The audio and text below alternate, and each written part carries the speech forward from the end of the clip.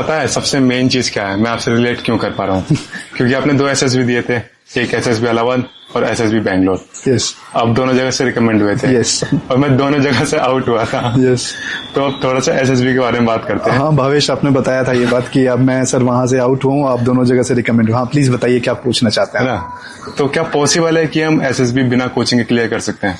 SSB बिना coaching के भी आप क्लियर कर सकते हैं। ये मैटर कोचिंग और विदाउट कोचिंग का नहीं है। ओके। ये मैटर है तैयारी का। ठीक है, तो इसको आप बिना कोचिंग के भी कर सकते हैं, कोचिंग के साथ भी कर सकते हैं। मैं कैंडिडेट्स को ये बस बोलना चाहता हूं कि इसके 4 पिलर्स हैं। एक पिलर है आपका एकेडमिक्स। आप जो भी पढ़ रहे हो, अगर आप +2 लेवल पे हो तो आप +2 का जो एकेडमिक्स है उसको ब्रशअप करो। आप ग्रेजुएट हो तो आपने अगर बीटेक किया है या बीएससी किया है, बीए किया है, अपने फील्ड को ब्रशअप करो। तो पहला पिलर तो एकेडमिक्स का है। दूसरा पिलर जो है वो जनरल अवेयरनेस का है। बहुत तरह के लोग हैं, कुछ एक कैटेगरी के लोग हैं जिन्हें सिर्फ अपने बारे पता होता है, कुछ ऐसे कैटेगरी हैं जिनको अब खुद के बारे, खुद के स्टेट के बारे पता होता है, कुछ को खुद के बारे और देश के बारे भी पता होता है, कुछ को खुद के बारे और ग्लोब के बारे भी पता होता है। तो आपको जनरली अवेयर रहना है। आप न्यूज़पेपर पढ़ो, आप अपने रीडिंग स्किल्स को थोड़ा रिजुविनेट करो।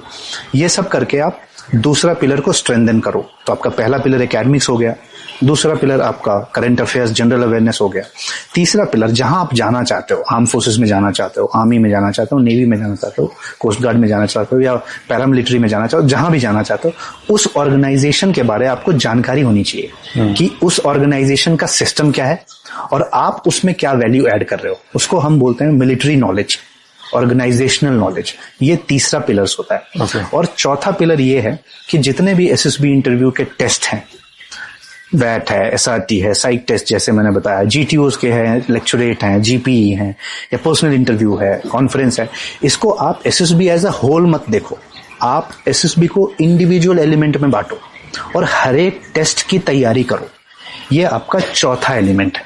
तो इन 4 pillars, academics, general awareness, military knowledge और चौथा आपका एसएसबी टेस्ट, जितने भी टेस्ट हैं उन पे काम करो। तो ये चारों को अगर आपको लगता है कि आप खुद से कर सकते हो या फिर आप बहुत फार फ्लंग हो, आप डिजिटली कनेक्ट होकर कर सकते हो, फेयर इनफ। अगर आपको लगता है नहीं, आपको कोचिंग की जरूरत पड़ेगी, आप वहां जाना चाहते हो, एक पुश चाहते हो, एक हेल्प चाहते हो, आप वो भी कर सकते हो।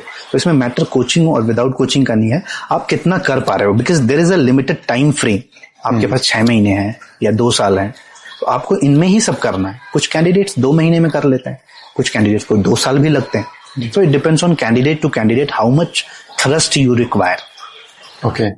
तो सर जैसे मैं सुबह से आपके साथ हूँ और मैं आपकी क्लासेस में भी हूँ, तो 2 टर्म्स आप सबसे ज्यादा यूज करो, ट्रेनिंग एंड असेसमेंट।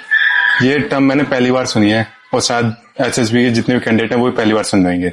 तो इन दोनों को डिफरेंशिएट करिए, थोड़ा समझाइए क्या होता है ट्रेनिंग एंड असेसमेंट।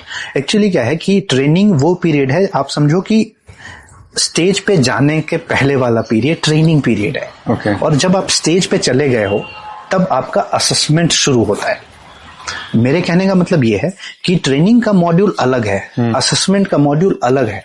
जो भी कैंडिडेट्स ट्रेन हो रहे हैं तो उनके लिए जितने भी एक्टिविटीज हैं, जीटीओज हैं, साइक हैं, उनके एक्टिविटीज को, उनके इवेंट्स को उनको ब्रशअप करना पड़ेगा, है ना। और असेसमेंट अलग चीज है। जैसे गवर्नमेंट ने एसएसबी बोर्ड्स बनाए, वहां पे साइकोलॉजिस्ट, जीटीओ ऑफिसर, गवर्नमेंट ने बोर्ड्स बनाए, वहां पे साइकोलॉजिस्ट, जीटीओ, आईओ, सबको वहां बिठाया और एक आप सीव समझ लो, जो छन्नी होती है, वो उस छन्नी में तीनों अलग अलग टेक्निक से आपको छानते हैं और एक कैंडिडेट रिकमेंड करते हैं। ट्रेनिंग मॉड्यूल में ये होता है कि आपको हमें तैयार करना है, आपको जहां जहां आपके लेक्यूनाए हैं, जहां जहां आपके लूप होल्स हैं, उसको हमें तैयार करके आपको वहां भेजना है। इसी वजह से मैं बोलता हूं कि असेसमेंट एक अलग गेम है और ट्रेनिंग एक बिल्कुल अलग गेम है। अगर आप इन दोनों की खिचड़ी बनाएंगे तो वो फिर पॉसिबल नहीं होता, कैंडिडेट्स कंफ्यूज होते हैं।